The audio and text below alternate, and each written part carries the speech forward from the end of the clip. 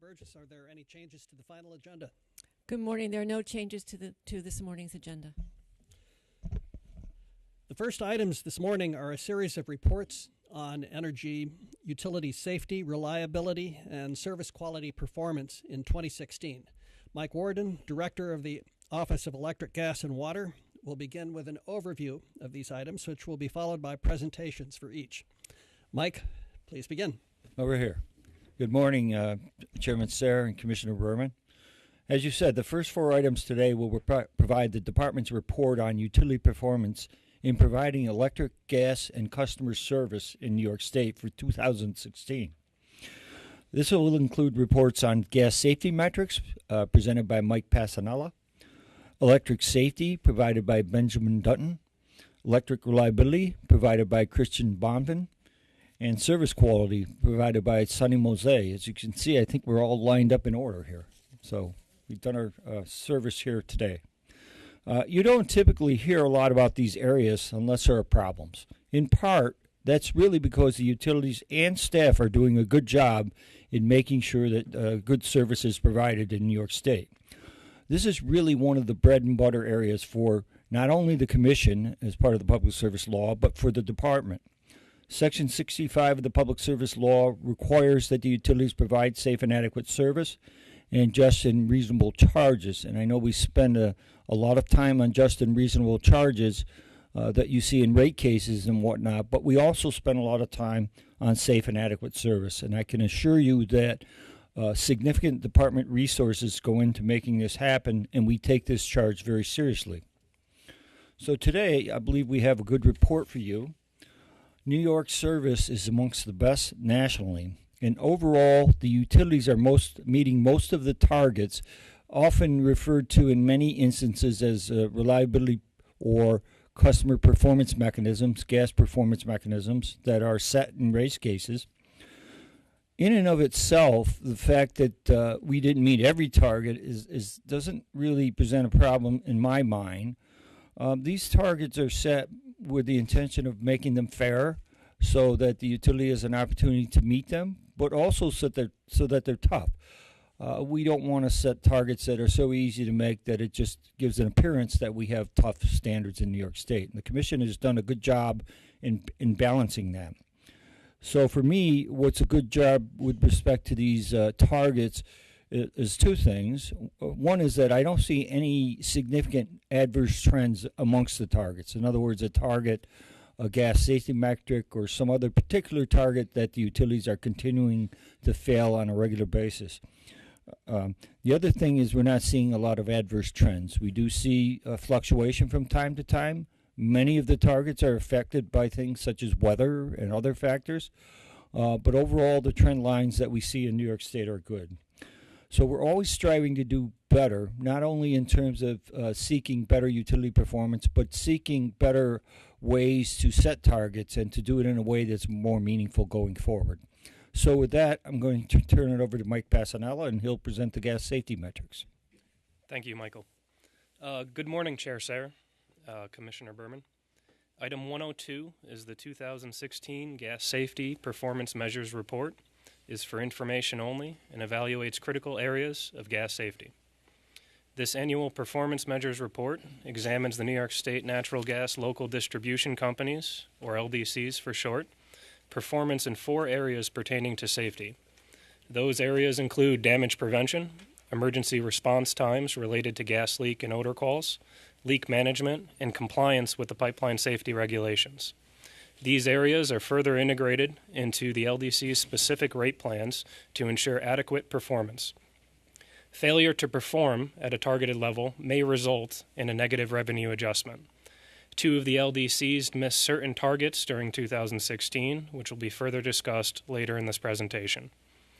The Performance Measures Report originated from a collaborative effort with the LDCs over a decade ago to develop measures by which efforts and performance in maintaining safe gas distribution systems can be monitored. This report is intended to serve as a management tool by allowing staff to analyze trends, identify areas in need of improvement, and to provide LDCs with feedback on a timely basis. Overall, the data shows that performance in damage prevention, emergency response, and leak management greatly improved since that time. Next slide, please. The damage prevention measure monitors the LDC's ability to minimize damage to buried facilities caused by excavation activities, which is the leading cause of natural gas pipeline failures and accidents, both statewide and nationally. There are 4 components to the damage prevention measure: damages due to mismarks or inaccurate marking of the LDC's buried facilities, damages caused by LDC crews and their contractors, damages resulting from third-party excavator error, and damages resulting from lack of notification by the excavator of its intent to excavate to the one-call center, also referred to as no-call damages. These 4 components combined make up the overall damage prevention performance measure, which improved roughly 13% statewide during 2016 when compared with 2015. National Grid Upstate was one of the larger contributing factors to this improvement in performance, with a 20% improvement in their total number of damages going from 300 in 2015 to 240 in 2016. While all 4 categories improved in performance, the categories directly under the LDC's control, company and company contractor error, and mismarks, experienced the greatest improvements. All LDCs, however, experienced varying combinations of improvement and decline among the 4 damage prevention categories. Since mid-2007, the majority of the LDCs have participated in an effort to provide staff with details of damage due to no calls for possible enforcement actions. Most have responded that staff's efforts to increase enforcement is beneficial and has contributed to greater awareness of the one-call regulations. More recently, LDCs have been encouraged to report all damages, regardless of cause, to staff. This increased reporting, combined with staff's review of the damage specifics, is not only expected to result in continued improvement in the no-call damage category, but also the excavator error category. As mentioned previously during this presentation, 2 of the LDCs missed their respective targets for the 2016 calendar year. Central Hudson missed both its mismark and company contractor error targets, and Consolidated Edison missed all 3 of its mismark, company and contractor error, and total targets. For Central Hudson, this is the 2nd year in a row where it struggled in its performance for both of these damage prevention categories. During 2016, Central Hudson made several program changes to aid in its performance related to these 2 categories. Among those changes were an increase in field inspections, increased public awareness, and provision of training documents to excavators. For Consolidated Edison, during an operational audit of its self-reported data, it was discovered to have over-reported its total number of one-call tickets. This over-reporting greatly impacted performance related to its damage prevention targets. Therefore, the historic data has been corrected in this report to reflect its actual performance for the previous years. Next slide, please. I will now discuss the emergency response time measure. This measure tracks the LDC's ability to respond promptly to reports of gas leak and odor calls by examining the percentage of calls that fall within various response times. There was a notable increase in the volume of calls received by LDCs for the previous 3 calendar years. After years of declines, these increases can largely be attributed to greater public awareness. This greater awareness has been elevated in recent years by notable incidents and LDC's efforts to enhance their public awareness programs. There are 3 specific emergency response goals: respond to 75% of emergency calls within 30 minutes, 90% within 45 minutes, and 95% within 60 minutes. Statewide performance was mixed during 2016, with the 45 and 60-minute measures improving slightly over 2015. Continuous improvement in this category will require LDCs to effectively manage their resources by positioning qualified responders in locations when and where they anticipate gas leak and odor calls to occur. The LDCs that tend to perform better are combination LDCs in urban areas where more resources are available, or larger gas LDCs with a greater number of employees. Next slide, please. The leak management measure describes LDC's performance in effectively maintaining leak inventories. It measures the year-end backlog of leaks requiring repair, which are classified as Type 1, 2A, and 2 under the regulations. Type 1 leaks are an immediate hazard that must be addressed to protect life and property. Type 2A leaks are monitored every 2 weeks and must be repaired within 6 months. Type 2 leaks are monitored every 2 months and must be repaired within 1 year. The final leak classification within the regulations is a Type 3 leak. These leaks are not considered hazardous, must be surveyed annually, and do not have a required repair timeframe. For the repairable year-end backlog, LDC's performance in 2016 improved for the second consecutive year. When compared to 2003, there has been nearly a 95% improvement. In looking at the combined total leak backlog, which includes Type 3 leaks, you will see in this report that National Grid Long Island accounts for over half of this total. This lagging performance has been identified in both the Accelerated Leak-Prone Pipe Replacement Program and increase to its leak management program in its most recent rate plan will improve performance moving forward. Note, although Type 3 leaks are, by definition, not a safety hazard, they do contribute to lost gas costing money and also impacts the environment. On that note, the downstate LDCs have been working with the Environmental Defense Fund to identify and rank the larger volume Type 3 leaks to prioritize their repair. As LDCs work to eliminate aging infrastructure from their distribution system, with encouragement from the Commission, the volume of backlog leaks is expected to decline. Next slide, please. For the final measure, staff conducts statistically based audits, inspections, and investigations of the LDCs to determine their compliance with the gas safety regulations. Each non-compliance identified represents an area where the LDC failed to meet these minimum requirements as prescribed. The data varies greatly from year to year, which is due in part to staff's 5-year audit cycle. The regulations are either identified as high risk, in which an audit is conducted annually, or other risk, which an audit is conducted on a 2 to 5 year frequency, but does not exceed 5 years. In 2016, non-compliances were identified in all 11 of the major LDC's operating service territories. Staff is concerned with any non-compliance of the minimum pipeline safety regulations and recommends that all of the LDCs strive to eliminate these occurrences. Mechanisms have been incorporated into most LDC rate plans, which attach an associated regulatory liability for each non-compliance identified, similar to the other performance measures previously discussed. This report will be transmitted to an executive-level operating officer at each LDC. Staff recommends that all LDCs reevaluate their current policies regarding their specific public outreach and excavator training efforts. The LDCs will be directed to submit these self-evaluations to the safety section of the Office of Electric, Gas, and Water within 45 days of receiving this report from staff. The LDC's analysis should include specific details on how the LDC plans to improve performance, should evaluate the effectiveness of their past efforts, and should outline incremental efforts going forward. Next slide, please. Thank you, Chair Sayer. Commissioner Berman, this concludes my presentation on the 2016 Gas Safety Performance Measures Report. I would be happy to answer any questions.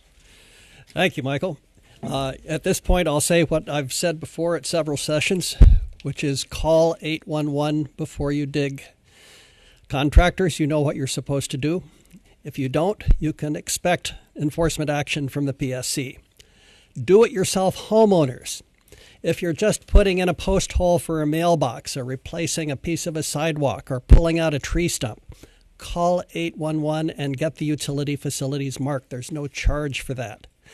You'll save yourself a world of hurt. Commissioner Berman, do you have any questions or comments? Thank you.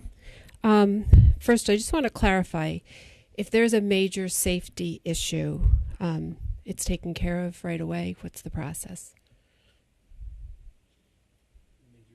We talked about the leaks and the backlog. I just want to make sure that if we identify any major safety issue, whether it be gas or electric, is taken care of immediately. Okay. And we take steps to make the area safe prior to, if it takes a little time, a day or something to fix it, the area will be made safe.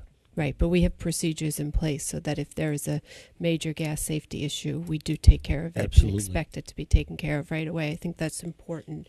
I want to go to slide 2, which is the damage prevention slide, which is the statewide total damage rate per 1,000 one-call tickets. And I know there's 4 aspects of damage prevention. You said mismarks, company and contractors, excavation error, and no calls. And traditionally, we've broken out this slide into those 4 aspects. And traditionally, excavator damage or excavator error has been one of the higher reasons that there's damage. And so I'm just from the one call. So I'm just wondering if that's still the trend, that out of the 4, the one that seems to be the highest is excavator, or has it shifted?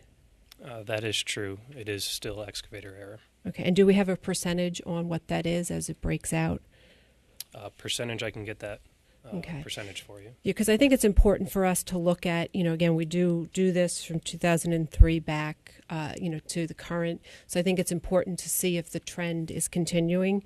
Traditionally, it has decreased in all 4 areas, so we are showing progress, and I just like to make sure if there's an increase, which I don't believe there is, that we identify that. But to the extent that it is showing the pattern of our continued vigilance and improvement, because frankly, the reason we do the performance measures and monitoring is for us to identify areas that need improvement, and it's really a regulatory toolkit, not only for the company, but for ourselves to look at and make improvements or see where things have been successful. So I just want to make sure that we have that information available.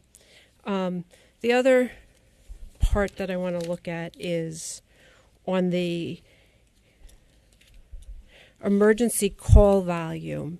We'll go to slide 3 where we look at emergency response, but also from the perspective that we've also looked at the total number of emergency calls statewide.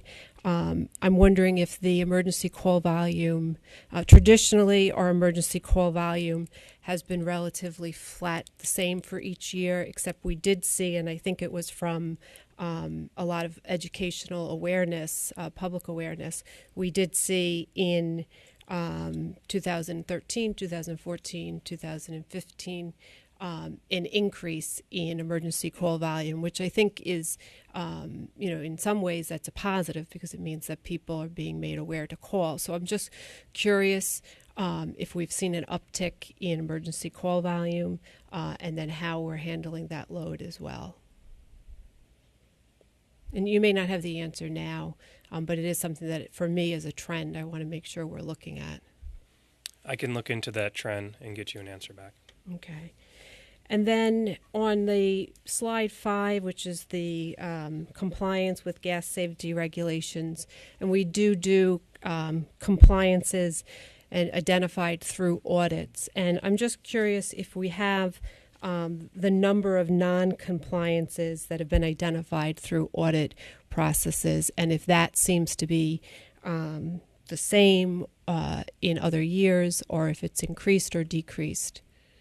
That information is presented in the report, and it does vary on a 5-year cycle based on what is audited. Okay. And do we do a deep dive with our auditing folks to look at other ways that we can improve what's coming out of the audit that will be helpful to us?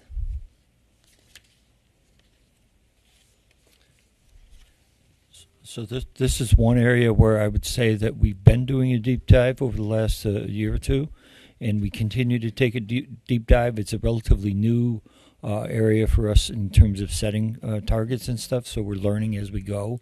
Right. We have made some adjustments in recent rate cases. We made an adjustment in the Kedley-Kedney rate case, so we're continuing to look at that and continue to refine how we use that information. Yeah, and I think that's very important is, we have worked in a collaborative effort on these issues, and to the extent that we are making sure that, again, our auditing processes and our annual reviews are done in a way that actually helps to make successes and increase the overall gas safety performance, so that we are doing what we're all committed to do as it relates to gas safety. I really, first of all, I want to recognize Michael. I know this is your first time presenting, so congratulations. And I am very blessed to work with all staff, but in particular the gas safety staff, not only here at the department, but across the nation, in working and looking at how can we focus on gas safety issues and what role we can take to improve that. I have learned a lot, and I really think it's important that we continue that dialogue. As we noted, the gas safety report started as a collaborative effort with the LDCs back in 2003, so that's why we use that as our baseline for looking and seeing our improvements throughout. So it's worth noting that the existence of this gas safety report is really through the collaborative effort, and it's our 14th annual report. This underscores the important continued role that the department and the commission gives to ensuring our gas safety systems are being maintained and operated in a safe manner.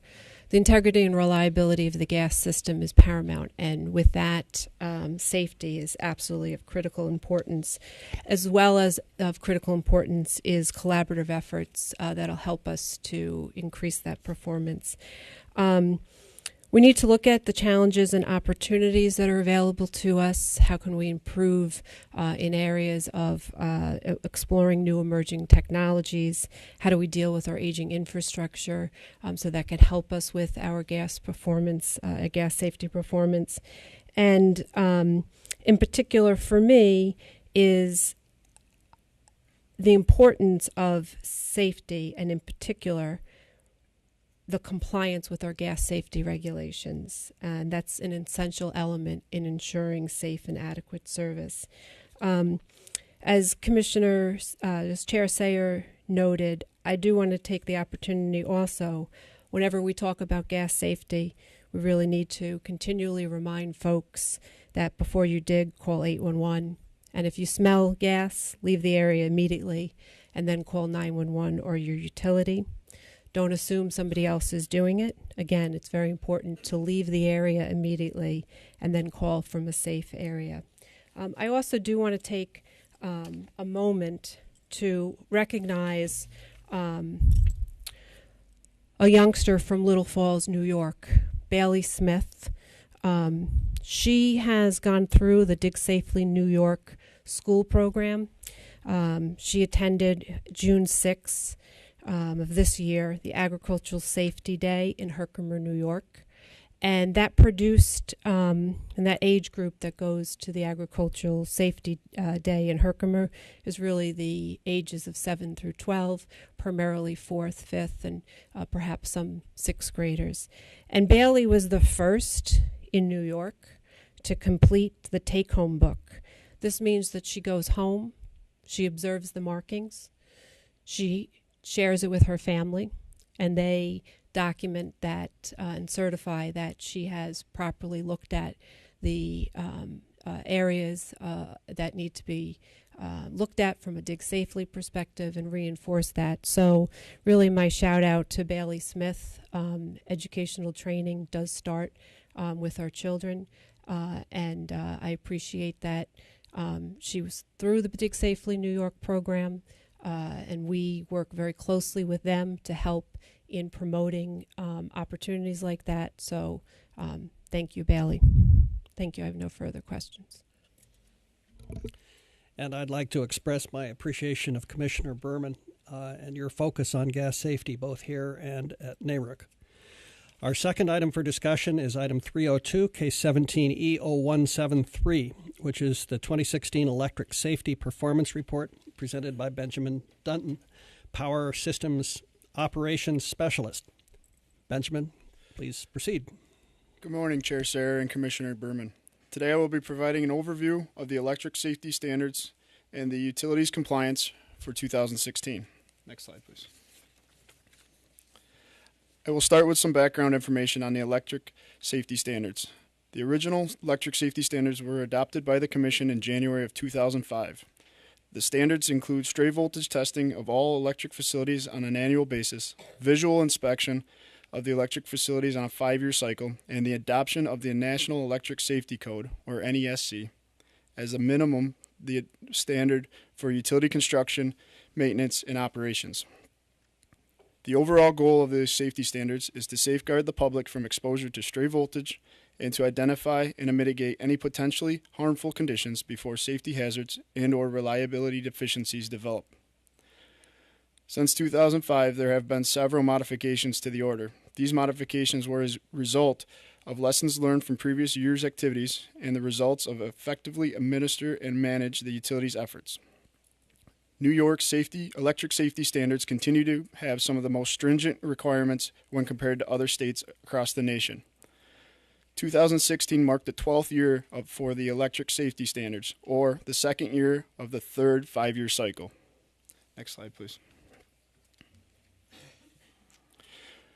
With the latest modifications to the safety standards order, starting in 2013, the utilities are required to test their underground system and streetlight facilities on an annual basis, while manual testing their overhead distribution and transmission facilities on the same 5-year cycle as the inspection requirements. Voltage findings of 1 volt or more are required to be recorded and mitigated. In total, there were 547 voltage findings of 1 volt or more, or approximately 0.05% of the roughly 1 million facilities tested in 2016. This graph shows the historical findings for manual stray voltage testing going back 3 years. The red sections show the findings between 1 volt and 4.4 volts, and the green sections show the findings that are 5.5 volts and greater. The 2016 total number of stray voltage testing findings is slightly down from 2015 and 2014. Streetlights continue to be the largest facility grouping with stray voltage findings. For example, in 2016, out of the total 547 findings, streetlights accounted for 329 of them. Next slide, please. Mobile stray voltage testing was added to the safety standards in 2011 and required 12 mobile surveys in New York City, 2 mobile surveys in Buffalo, and 1 mobile survey in Yonkers, White Plains, New Rochelle, Albany, Niagara Falls, and Rochester each year. These locations were selected due to their population density, 50,000 or more, and the number of stray voltage findings in each city. Again, any voltage finding of 1 volt or more is reported and mitigated. In 2016, there were approximately 9,900 voltage findings in the 3 utility service territories where mobile stray voltage testing is required. This graph presents the total number of stray voltage findings across the state using the mobile testing units for the past 3 years. Blue represents Con Edison findings, green represents National Grid's findings, and purple represents Rochester Gas and Electric's findings.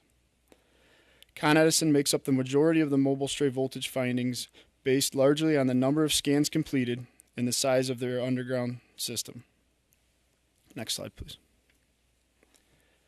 This graph shows a voltage level breakdown for the information provided on the previous slide of mobile stray voltage findings for the past 2 years.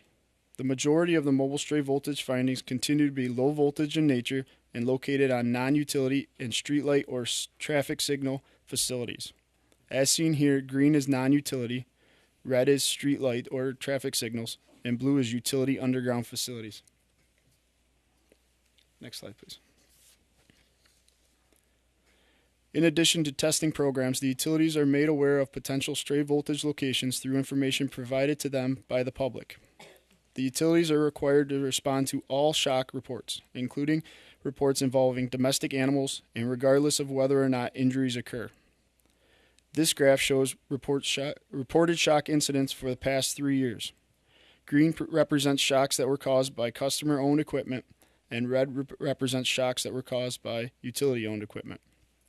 As seen here, shock incidents were down in 2016. Next slide, please. Per the electric safety standards, the utilities are required to complete visual inspections on 20% of their facilities each year, so that 100% of the utilities' transmission distribution facilities will be inspected at least once every 5 years. Since 2016, this was the second year of the third 5-year cycle. All of the utilities were to have completed inspections on 40% of their facilities by year's end. This graph shows the inspection breakdown and completion level for each of the 6 investor-owned utilities at the end of 2016. As represented here, all 6 completed the 40% requirement. Next slide, please. At this time, I can answer any questions. Thank you very much. Thank you. Commissioner Berman, do you have any questions or comments? First of all, thank you, Mr. Dutton. I understand this is also your first time presenting, so congratulations as well. Can you explain to me the street lighting and the focus on that and what we're doing? Because it does seem like there's a subset of concerns that we need to address with the street lighting and stray voltage issues.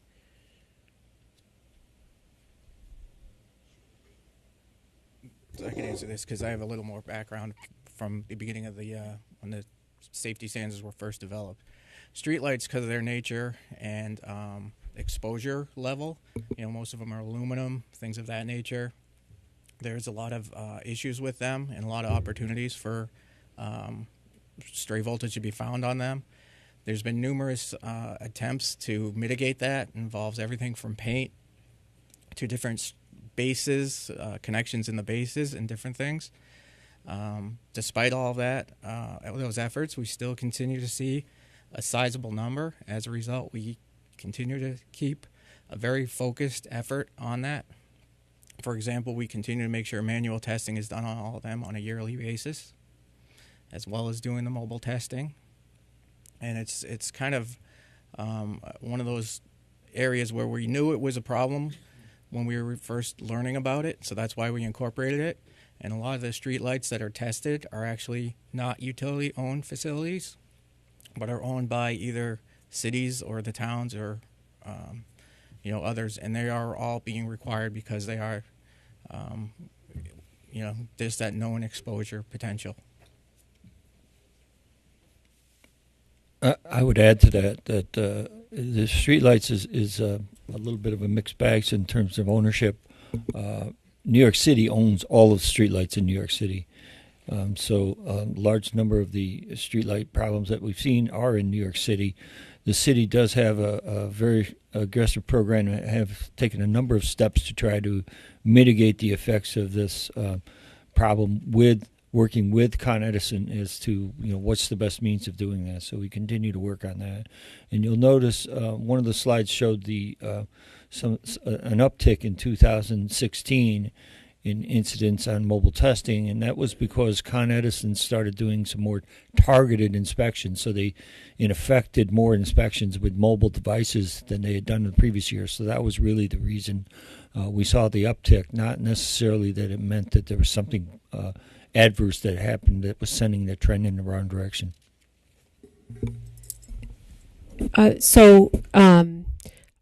very much appreciate the explanation on that, and I did focus on this last year as well, and it's not to suggest that we have a significant problem with streetlights, but to the extent that, for me, what's important is these performance measures and these annual reports are to draw out where we need to be laser focused, what else we're doing, make sure that if others need to be involved in some of these issues of concern, to the extent that we have a large statewide initiative, which is a positive thing, on streetlight replacements. We do need to recognize that one of the concerns that will need to be addressed is the awareness of this issue, especially as it will go to some of our non-jurisdictional entities who will be involved in the street lighting. And so I just want to, again, like I did last year, focus on this issue and make sure that we are incorporating it in a more formal fashion in our street lighting replacement initiative and upgrades, so that we can really make sure that we are following through on part of the trends that we're seeing here on the annual report. I know that it may be being done in an informal way, but to the extent, even for me, when we have street lighting petitions that come before us, I just want to make sure that we are in some way making the relevant parties aware in a more formal fashion. Okay. I have no other questions. Thank you, Commissioner. The third item for discussion is item 301, case 17E0164, the 2016 Electric Reliability Performance Report presented by Christian Bonvin, Chief of the Electric Distribution Systems. Christian, proceed, please. Good morning, Chair Sayer and Commissioner Berman. Item 301 is a report on the electric reliability performance in New York State for 2016. The information presented today focuses on statewide performances. However, our report provides individual analyses for each of the major electric utilities. Next slide, please. The ability of a utility to provide electric service, reliable electric service, is fundamental to the Commission and the Department, and we use several means to monitor and evaluate service reliability. Part 97 of our rules and regulations require the electric utilities to maintain and submit detailed interruption data for our review. From this data, we calculate two primary measures: the frequency of service interruptions and the average duration of the interruptions. Both of these measures are common industry-accepted calculations. By their nature, the frequency and duration measures fluctuate as conditions change year to year. To account for severe weather, the interruption data associated with major storms is uniquely identified. By reviewing the statistics with and without major storms, we are able to compare and trend the data over time. Additionally, because of the inherently lower frequency due to its system design, Con Edison's data can skew the overall results. As a result, we evaluate the statewide measures, both including and excluding Con Edison's data. The reliability data is also collected by cause code, or reason for the interruption. By doing so, it enables us to identify areas where increased work activity may be needed, or confirm that specific programs are effective. Finally, reliability performance mechanisms, or RPMs, are established within rate cases. The RPMs include performance targets and negative revenue adjustments for failing to meet the targets. All utility RPMs account for frequency and duration. Certain utilities' RPMs may also include other specific measures. Next slide. This graph presents the last 5 years' performance for duration on a statewide basis, excluding major storms. To provide some context, a measure of 2 for duration means that the average customer affected by an outage in the year was without service for 2 hours. Overall, on a statewide basis, the utilities have been performing well with regard to duration performance. The 2016 overall statewide interruption duration index of 1.85 hours is better than 2015 and better than the 5-year average, which is represented by the dashed lines on the graph. 2016 was the best statewide duration performance since 2009. The statewide interruption duration index, excluding Con Edison, was 1.79 hours in 2016, which is also better than the 5-year average. Next slide. This graph presents the last 5 years' performance for frequency on a statewide basis, excluding major storms. For frequency, a performance of 1 means that on average, each customer was interrupted once during the year. Statewide, the frequency of interruptions, excluding major storms, was 0.67 and 1.07 when excluding Con Edison's data. Tree contacts and equipment failures are the 2 leading causes for interruptions. The frequency of outages was worse in 2016, primarily due to outages resulting from tree contacts at several utilities. Next slide.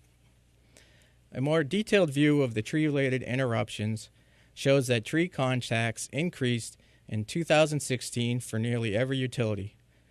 The largest contributors to the tree-related interruptions were limbs and trees outside the clearance zones maintained by routine trimming programs. Discussions with the utilities have indicated that insects and diseases have resulted in the rapid decline of trees. One of the more prevalent issues involves the emerald ash borer beetle. It was indicated to us that the impacted ash trees from the beetle may go from a healthy state to a dead tree in as little as 6 months. As a result, we are working with the utilities to review the impact of the emerald ash borer and identify actions that could be taken going forward to mitigate any concerns with respect to electric reliability.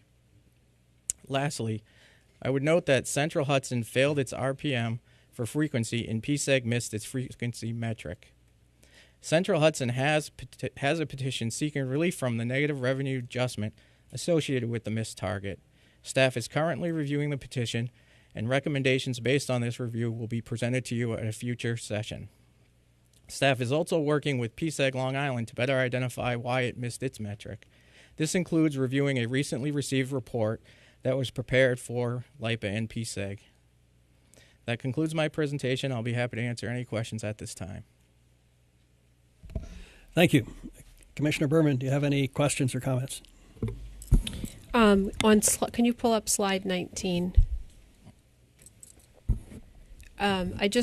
First of all, you have traditionally presented this item, and I do appreciate your continued efforts from year to year, not only at session, but in all that you do in going out with other staff to make sure that we're maintaining the reliability of the system. This slide in particular is new this year. I think that's great. And what's also new is that we are identifying, without a commissioner having to ask, where PSEG Long Island fits. I think it's very helpful to our overall statewide oversight that we have an understanding of that utility, even if we as the commission body don't formally regulate it. So I just want to recognize that this is a very important slide, but it also helps us look at these different issues, and to the extent that we are identifying at the front end PSEG Long Island in the whole pie, I think that's a good thing. It isn't, each year we may have one or two utilities that fail to meet a metric. Central Hudson, in this case, is last time it was another utility. And so we look at that and take into consideration, again, what are the lessons learned? What does it mean? What is it from a fact-based perspective? Obviously, the beetle is one element of it. So just thank you, and I look forward to the continued drilling down of the information that we get, and also hearing from the utilities their perspectives on our report that the staff will be issuing. So thank you. Thank you, Commissioner. Our fourth item for discussion will go back up the list to item 201, case 17M0281, the 2016 Energy Utility Service Quality Report, presented by Sonny Mose, Utility Consumer Program Specialist. Martin Insagna, Chief of Consumer Advocacy, is available for questions. Sonny, please begin. Thank you, Chairman Sayek. Good morning, Commissioner Berman. This item summarizes the electric and natural gas utilities performance for 2016 on measures of customer service quality. These include two types of measure: standardized key performance indicators reported by all of the utilities, and customer service performance incentives, which vary by utility and include negative revenue adjustments for unsatisfactory customer service performance. Next slide, please. The data provided by each utility in its monthly performance indicator reports allows staff to track customer service performance.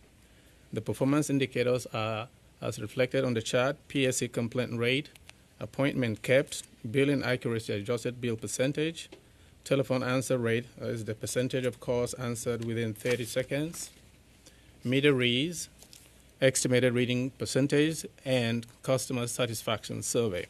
Next slide, please. Customer service performance incentives help to align shareholder and ratepayer interests by providing potential earning consequences to shareholders that reflect the quality of service to utility customers. Every major gas and electric company in New York State has these mechanisms in place. For all of the utilities, the customer service performance incentive mechanisms contain targets for PSC complaint rates and survey measures of customer satisfaction. Some also include targets for other more specific of utility performance. Recently, the Commission has adopted positive shareholder incentives for utilities that can successfully reduce terminations and maintain or reduce bad debt levels. These incentives encourage further progress toward the Commission's energy affordability policy goals and improved treatment of low-income customers while avoiding increases in uncollectible expense. Next slide, please. We are pleased to report that all the utilities met their respective customer service incentive targets for the calendar year 2016 reporting period. As a result, no negative revenue adjustment is applicable to any of the utilities. For the most part, the electric and gas utilities' performance has steadily improved over the last several years, and this trend continued in calendar year 2016. For example, NYSEG and Orange and Rockland each improved their performance on PSC complaint rate from 2015 levels, and Central Hudson improved its performance on PSC complaint rate and customer satisfaction. National Fuel Gas and St. Lawrence Gas each had only one escalated complaint, and Corning Gas had no escalated complaints for the 2016 reporting period. In addition, Central Hudson achieved positive revenue adjustment in the form of 5 basis points, approximately $474,000, for reducing terminations. St. Lawrence Gas achieved a positive revenue adjustment of $6,000 for reducing terminations, and Orange and Rockland achieved the maximum positive revenue adjustment of $800,000 for reducing both its residential service terminations and uncollectibles for this reporting period. These positive revenue adjustments are automatically deferred under each utility's respective rate plan, and no commission action is required at this time.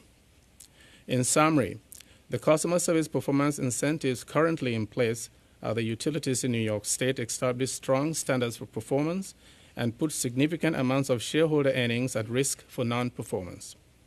Overall, the customer service performance incentive mechanisms implemented by the Commission, coupled with staff's ongoing monitoring efforts, appear to have been effective in encouraging companies to make customer service a corporate priority and providing criteria for ensuring that the quality of customer service remains at high levels. Staff will continue to monitor customer service quality provided by utilities to ensure the fair and appropriate treatment of utility customers across the state. And we will continue to promote performance-based rate-making strategies relating to customer service quality as alternatives to traditional cost of service regulation. This completes my presentation on the Energy Utilities Customer Service Performance Report for 2016. I would be glad to answer any questions.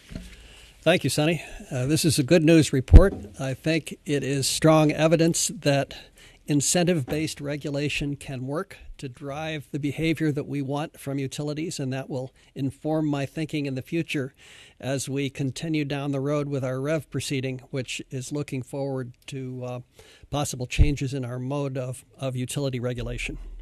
Commissioner Berman, do you have any questions or comments? Can you pull up slide 22?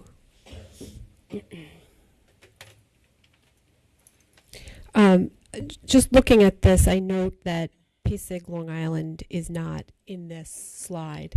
Can you give me a sense of where they would fall, what the distinction is between them, other than that we don't directly regulate them? I do think it's important, especially when we look at National Grid Long Island but an overall picture of customer service performance incentives, especially since PSIG Long Island and LIPA do look at what we're doing. Chair Sayer mentioned REV. They do look to what the Commission is doing in their rollout of their initiatives as well. So it's important to me that we get a sense of where they would fall. Commissioner Berman, PSEG Long Island does face similar performance metrics as part of its rate plan. So they're being measured on many of the same criteria that we measure the other investor-owned utilities. We regret the omission that we did not include them in our report. We'll certainly do so on a going forward basis. As we sit here today, I'm not aware that they missed any targets, but I'd have to get back to you to confirm. Okay, and we could probably update that slide as well, so that everybody's looking at the same thing. Certainly. I do think it's important, especially because we can all learn from each other, even the ones that we may not have direct oversight on. And especially I do want to encourage the utilities to be working together as well in learning some lessons from each other on similarities in customer service performance. So thank you so much. Thank you, Commissioner Berman. We will move to the fifth item for discussion, item 101, case 16G0369, the proceeding as to the rates, charges, rules, and regulations of Corning Natural Gas Corporation for gas service, presented by Administrative Law Judge Sean Mullaney. Jeff Hogan, Chief Office of Accounting, Audits, and Finance, Mike Reeder, Chief Gas and Water Rates, and Martin Sogna, Chief Consumer Advocacy, are available for questions. Once you're all set up, we'll proceed.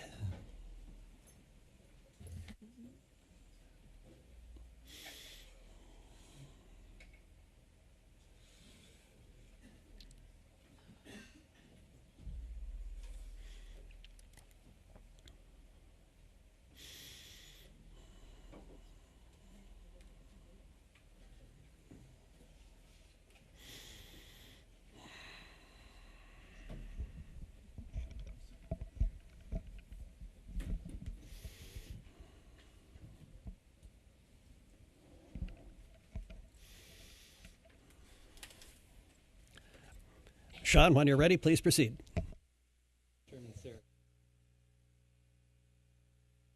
Thank you.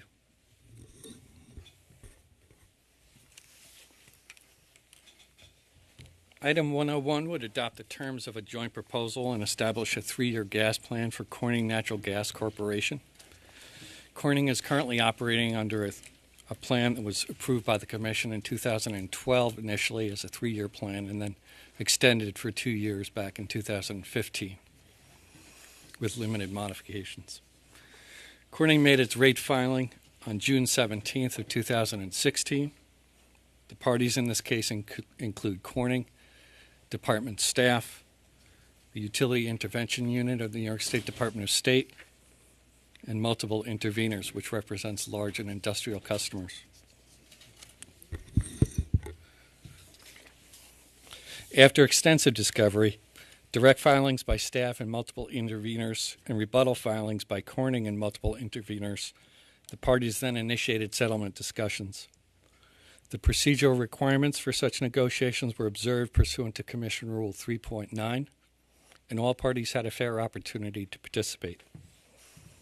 The settlement discussions were successful and led to the filing of a joint proposal that had been signed by Corning, department staff, and multiple interveners.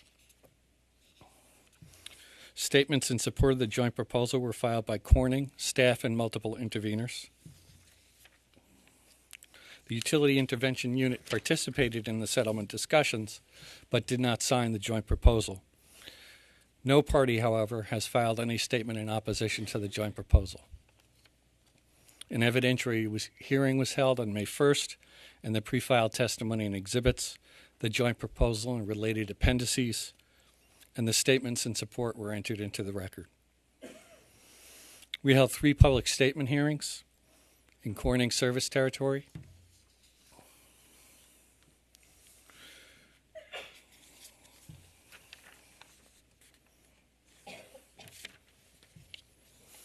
The public comments in response to the public statement hearings was limited.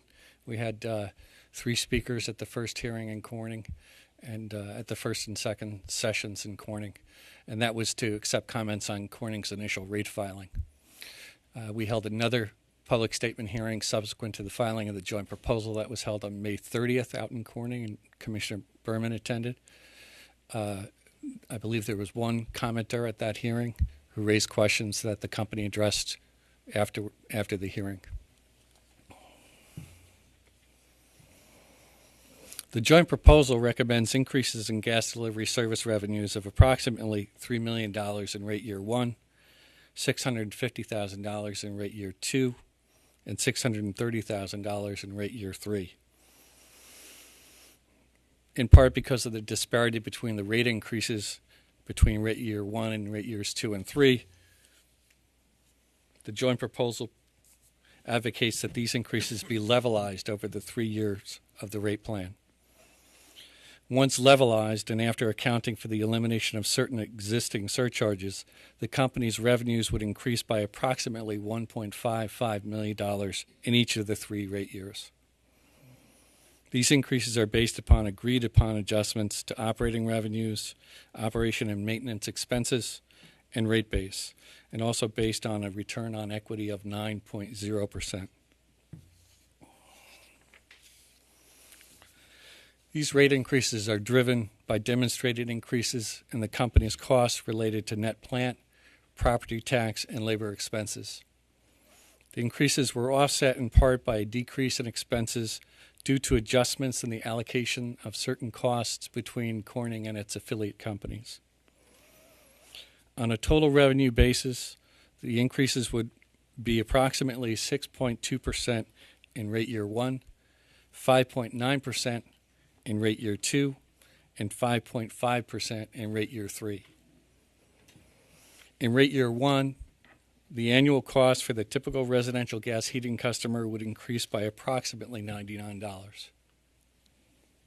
In rate year 2, the annual cost would increase by approximately $94.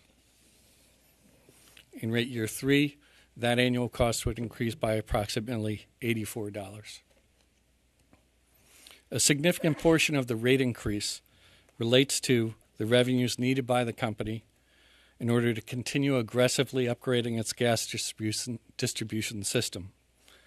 This work represents the company's single largest expenditure. The work will increase gas safety and reliability, modernize the company's infrastructure, and benefit the environment, all outcomes which are consistent with long-standing Commission policies, goals, and objectives. The company is on pace to remove all leak-prone pipe within 10 years, making Corning one of the first utilities in New York to eliminate leak-prone pipe from its distribution system. This is a gas safety priority of the Commission. The proposed rate plan would also continue incentive programs for the replacement of leak-prone pipe, leak-prone distribution mains, and includes a program to replace leak-prone service lines. In addition, the rate plan includes gas safety performance metrics related to preventing damage to underground facilities, responding to emergency calls, adhering to gas safety regulations, and eliminating leaks. The joint proposal includes an incentive for repair of the highest emitting Type 3 methane leaks. There are terms in the joint proposal that provide for sharing on an 85% for ratepayers and 15% for shareholders, a sharing of revenues from capacity assets managed by the company. This mechanism will provide Corning with an incentive to optimize the utilization of its assets and help decrease the amount of cost that would need to be recovered from ratepayers. The joint proposal also includes provisions for enhanced cost controls, downward-only true-up mechanism for capital budgets, and related procedures for improved management of capital expenditures. The joint proposal also includes a number of terms specifically related to customer service. More specifically, it includes a customer service performance incentive mechanism that would allow for negative revenue adjustments if the company fails to meet specific metrics relating to the number of escalated customer complaints and relating to the level of customer satisfaction. The joint proposal would allow for a positive incentive if the company reduces residential terminations for non-payment or reduces uncollectibles, and there are metrics specified in the JP. Conversely, the company would be subject to a negative rate adjustment if the number of customer terminations rises above a target level. The joint proposal would also require the company to provide a $25 bill credit if, through no fault of the customer, the company misses a scheduled appointment with the customer.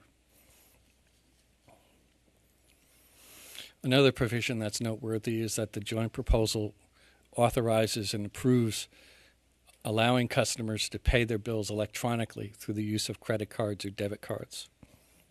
Corning would be required to periodically report on that practice and inform the department staff of the customer fees that are associated with that particular service. So in summary, approval of the joint proposal would be consistent with the Commission's settlement guidelines and prior Commission decisions.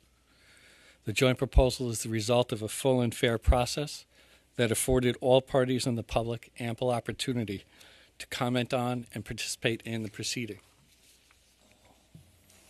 No party opposes the joint proposal. The parties represent adverse interests or varying interests and are ordinarily adverse parties in proceedings before the Commission. The public comments on the joint proposal have been very limited.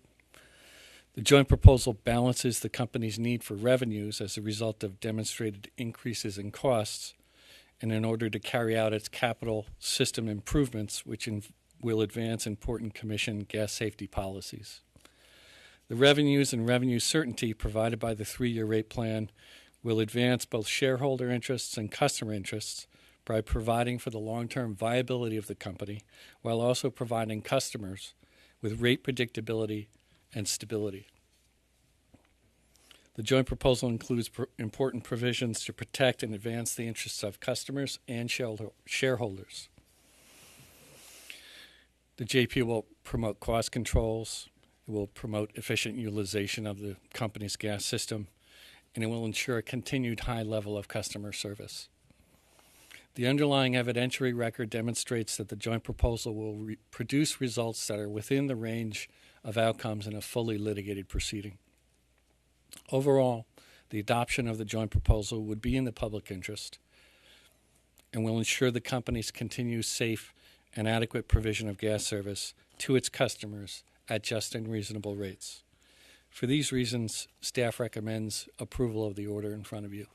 And I thank you for your time. Welcome questions. Thank you, Judge Mullaney. I've said before at Commission sessions that I'm in favor of all parties trying to work together to settle cases, although we will take a hard look at everything when a settlement comes to the Commission for approval. In the last few months, we have required changes in 2 joint proposals in rate cases that were presented to us. This one passes the test for me of fairly balancing all elements of the public interest. It was negotiated among a large number of parties, as Judge Mullaney said, with diverse interests, and no party is opposing it. It is indeed a rate increase, but I'm comfortable that it is required by the company's increased investments and expenses that are necessary for public safety, reliability, and environmental protection. So I will be voting in favor of the recommendation. Commissioner Berman, do you have any questions or comments? Thank you. Thanks for your presentation as well as your administrative law judge duties in this case. I did have the pleasure of going with you to, or going out to Corning and sitting at a public statement hearing. I did so after the joint proposal had been submitted, after comments had been submitted, and was, there was only one speaker. The company was there, and the company representative did speak to the speaker afterwards to address her concerns. We at the Commission, we regulate the electric, gas, steam, telecommunications, cable, and water utilities in New York State. We have a broad mandate to ensure that consumers receive safe and reliable utility service at reasonable rates and with the least adverse effect upon the environment. At the Commission, we stand really at the crossroads of the public need for virtually essential core services and the private needs of the shareholder to ensure continued investment in these services.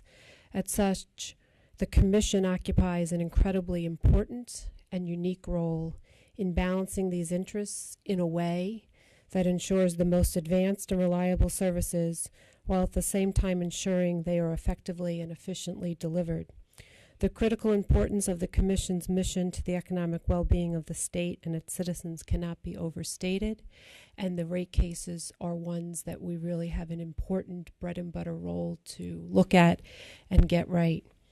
Here, the major rate drivers are really increases related to inflation, labor, pension expenses, property taxes, health insurance, and increased capital expenditures for reasonable and appropriate gas safety initiatives. So I am going to vote in favor of this. Thank you. Thank you, Commissioner Berman. We can move to a vote. The chair votes in favor of the recommendation to adopt the terms of the joint proposal as described. Commissioner Berman, your vote? Aye. The recommendation is adopted. The next item for discussion, number 6, I think, on our list, is item 501. Case 17C0050, which is the joint petition of Consolidated Communications and Fairpoint Communications for approval of proposed transactions, presented by Deborah LaBelle, Acting Director, Office of Telecommunications, Joe Yakel, Utility Supervisor, Brian Osius, Managing Attorney, and Jeff Hogan, Chief of the Office of Accounting, Audits, and Finance, are available for questions. I'll let you get settled.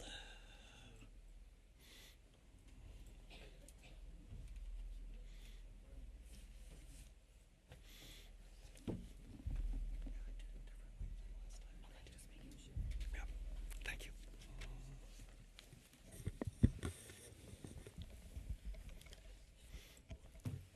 Good morning, Chairman Sayre and Commissioner Berman. I will be presenting item 501, which addresses a joint petition filed by Fairpoint Communications Incorporated, Berkshire Telephone Corporation, Chautauqua and Erie Telephone Corporation, Taconic Telephone Corporation, Fairpoint Business Services, LLC, Consolidated Communications Incorporated, and Consolidated Communications Holdings Incorporated, requesting Commission authorization that will result in Consolidated Communications becoming the parent holding company of Fairpoint Communications, Inc., and Fairpoint's New York operating subsidiaries. The petition also requests authorization to pledge the stock and the majority of Fairpoint's New York operating subsidiaries' assets in support of Consolidated Communications' existing term loan, as well as an incremental term loan. By way of background, Fairpoint Communications itself functions as a holding company and does not provide any telecommunications services in its own right, but does provide telecommunications services through its operating subsidiaries. Berkshire Telephone Corp., Chautauqua and Erie Telephone Corp., and Taconic Telephone Corp. are New York operating subsidiaries and known as rural incumbent local exchange carriers. Consolidated Communications, Inc., or Consolidated, is a publicly traded Delaware corporation that through its various operating companies provides a wide range of telecommunications services to residential and business customers primarily in California, Illinois, Iowa, Kansas, Minnesota, Missouri, North Dakota, Pennsylvania, South Dakota, Texas, and Wisconsin. Under Public Service Law, Sections 99, 100, and 101, it is necessary for the Commission to find the proposed transaction to be in the public interest in order for approval to be granted. If the proposed transaction is not in the public interest, it can be remedied through modifications or mitigation of detriments and/or enforceable conditions. In response to numerous written comments received by the Commission, on May 31st, a public statement was held regarding the proposed transaction. It was well attended by a varied group of stakeholders, including town officials and town board members from Columbia County, as well as current Fairpoint residential, business, and home-based business customers. Commenters primarily focused on the need for improved services in both wireline infrastructure and internet offerings. They indicated that current internet access provided over DSL is slow and unreliable, and advocated that the Commission require a precondition of approval to include access to high-speed broadband and improved service. A number of commenters specifically called for the Commission to require the same conditions imposed in the Charter Time Warner and Altice Cablevision transactions. Commenters also expressed that the recent Fairpoint grant of $36.7 million in the new New York broadband program should be honored by Consolidated. The draft order before you authorizes, with specific enforceable conditions, the proposed acquisition of Fairpoint Communications by Consolidated and authorizes the 3 New York ILECs to guarantee Consolidated's existing credit facility and an incremental term loan limited to an amount no greater than the total amount of their respective assets. The draft order also allows the 3 New York ILECs to pledge their stock and the majority of their assets as collateral for those debt instruments. As a general practice, absent a compelling set of facts to do otherwise, the Commission does not allow ILEC assets to be pledged as security for non-ILEC loans. In this case, however, Consolidated is considerably larger and a financially stronger entity than Fairpoint. Moreover, the authorization is conditioned upon the petitioner's unconditional acceptance of the following enforceable conditions. Current staffing levels of all customer-facing jobs at the 3 New York ILEC subsidiaries in New York must be maintained for 2 years after the close of the transaction. An investment of at least $4 million in network reliability and service quality improvements over the 3 years after the close of the transaction, with an emphasis on the Taconic service territory. As part of that $4 million investment, expansion of the current DSL internet access service to a minimum of 300 additional locations over the 3 years following the close of the transaction, with an emphasis on the Taconic service territory. Fulfillment of Fairpoint's new New York Broadband Phase 2 project commitments and a commitment to bid into Phase 3 of that program. Consultation with staff in the event that Consolidated gets close to defaulting on its bank covenants. A most favored state clause in the event another state's review of the proposed transaction yields additional benefits not covered by the draft order, and a letter of credit in the amount of $2 million be provided that will be released only when all of the conditions for approval have been satisfied. Staff determined that these conditions were necessary to mitigate the potential risks of the transaction.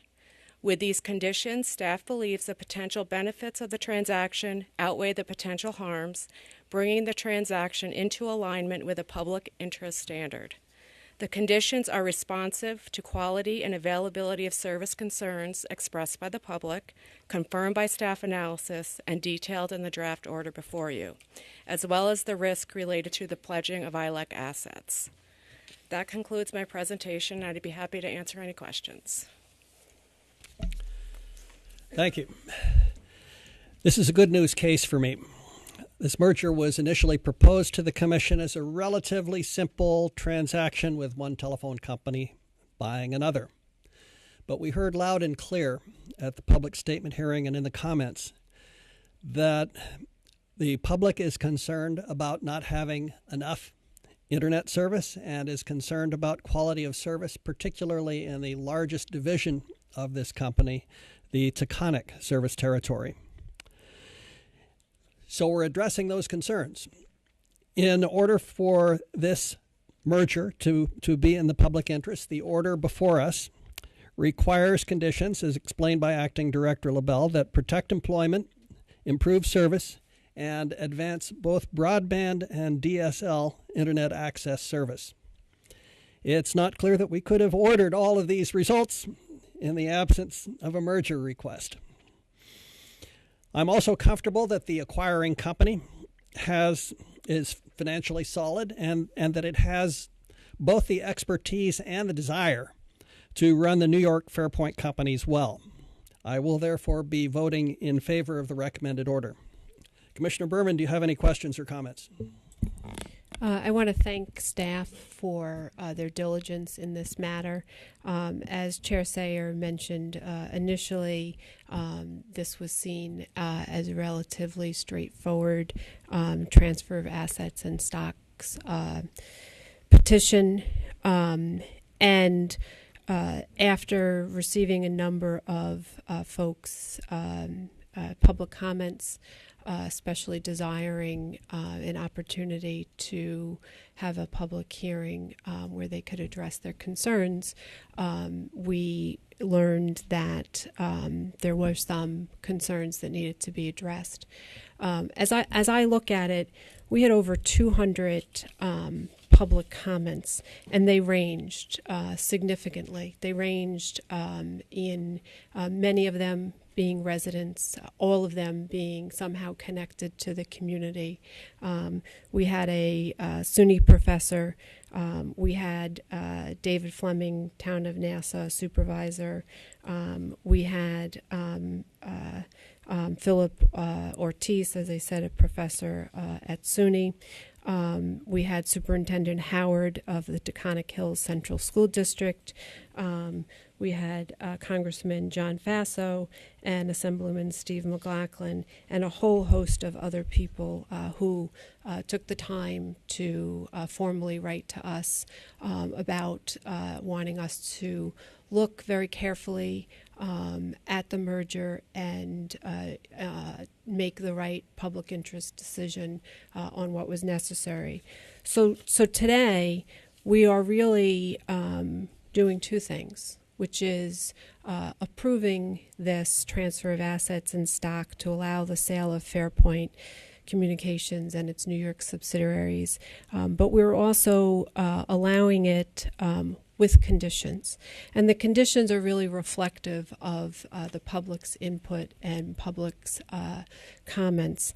Really comes down into, from what I hear, not only from today, but also in looking at the order itself, into four buckets.